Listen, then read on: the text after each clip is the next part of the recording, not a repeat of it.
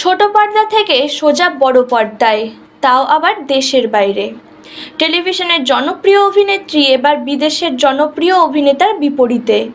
উচ্ছ্বসিত ভক্তরা। রোজ ধারাবাহিক দেখেন আর পিলুকে চেনেন না, এমন হতেই পারে না। টেলিভিশনের খুবই পরিচিত এক মুখ হলেন ইধিকা পাল। ছোট পর্দা থেকে অভিনেত্রীর কেরিয়ার শুরু হওয়ার পর শোনা যাচ্ছে একেবারে সোজা ওপার বাংলার ড্রাইভ দিয়েছেন অভিনেত্রী। ইতিমধ্যে ইধিকা মন জয় করেছেন পিলু ও রিমলি সিরিয়ালের মাধ্যমে।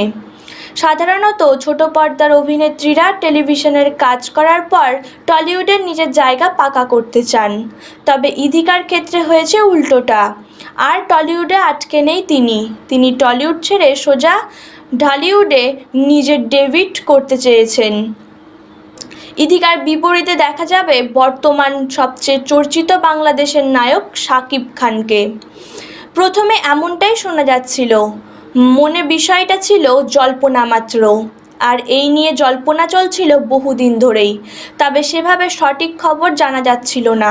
এবার সব জল্পনার অবসান করে ইধিকা নিজেই জানিয়েছেন তিনি শাকিব খানের সঙ্গে অভিনয় করবেন। নিজের মুখে প্রকাশ করায় সরে গিয়েছে সব জল্পনার মেঘ। তাহলে এবার প্রথমে দর্শকদের মনে প্রশ্ন উঠবে যে ছবির নামটা কী। ছবির নাম প্রিয়তমা। খুব বেশি দিন হয়নি তিনি টেলিভিশনের কাজ শুরু করেছেন। যদিও এরই মধ্যে ইধিকা বেশ জনপ্রিয় একটি নাম, তবে কি তিনি আর ছোট পর্দায় ফিরবেন না? এ প্রসঙ্গে অভিনেত্রী এক সাক্ষাৎকারে জানিয়েছেন যে সিরিয়ালই তাকে জনপ্রিয়তা দিয়েছে, তাই ছোট পর্দাকে তিনি ভুলবেন কি করে। ভালো সুযোগ ও চরিত্র আসলে তিনি অবশ্যই করবেন। বাংলাদেশ সিনেমা করা নিয়ে ইধিকা বেশ কিছু কথা জানান দর্শকদের।